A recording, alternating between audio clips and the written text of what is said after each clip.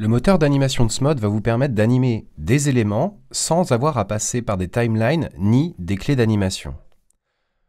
Pour faire simple, il est possible de créer des boucles, ou plutôt des variations de paramètres sur le temps qui ne sont pas dépendantes de la linéarité d'une timeline. Pour faire cela, on va découper nos animations en petites sous-animes qui seront regroupées dans un élément principal que je vais vous expliquer. Dans cet exemple, j'ai une image PNG d'engrenage et j'aimerais pouvoir la faire tourner sur elle-même sans avoir à passer avec des clés d'animation dans une timeline. Pour faire ça, j'ai une option très pratique qui existe. Dans le renderer de mon image, je peux sélectionner le paramètre de rotation et faire clic droit sur sa valeur, Linear Loop. Qu'est-ce que ça m'a créé? Déjà, je vois que mon calque s'anime. Il tourne sur lui-même comme je voulais. Et c'est venu me créer deux éléments, ou plutôt plus précisément 3 éléments.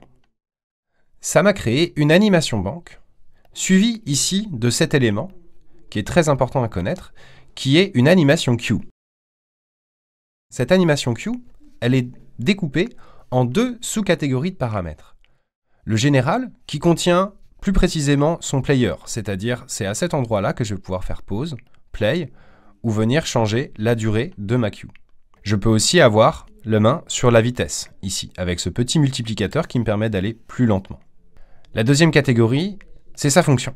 La fonction, elle vient définir le minimum et le maximum sur lequel le paramètre animé doit aller.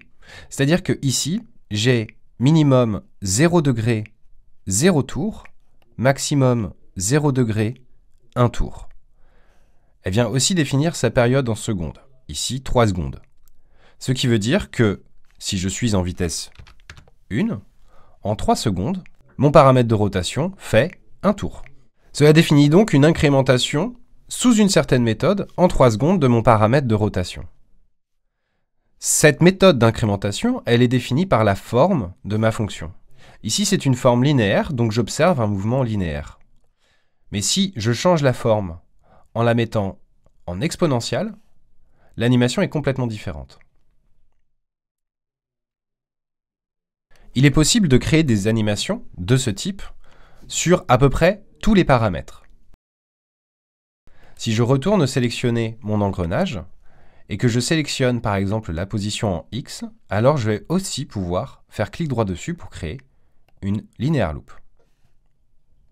Et si je vais visualiser sa composition, alors j'observe qu'il y a toujours les paramètres généraux et toujours la fonction qui vient me déterminer l'incrémentation à appliquer sur, cette fois-ci, un paramètre de pourcentage qui définit ma position en X. Il suffit que je change cette fonction de linéaire rampe à sinusoïdale pour avoir un aller-retour. Cette création de mouvement sinusoïdal, qui va de gauche à droite, ou du minimum au maximum pour revenir au minimum, elle peut se faire rapidement en sélectionnant le paramètre et en choisissant cette option, Create Back and Forth Loop. Back and Forth Loop, il faut l'interpréter comme un preset de fonction qui est appliqué.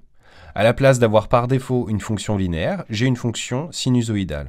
Également, à la place d'avoir par défaut une période de 3 secondes, j'aurai une période de 5 secondes. Tout cela se customise évidemment a posteriori.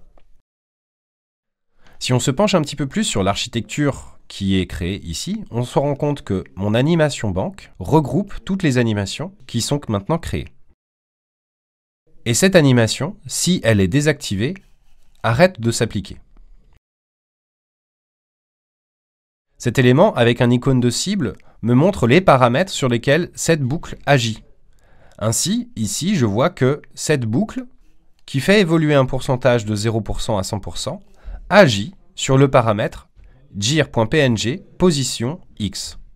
Dans le champ ici, en faisant clic droit, je peux sélectionner Go to X pour voir apparaître l'option sur laquelle elle est appliquée.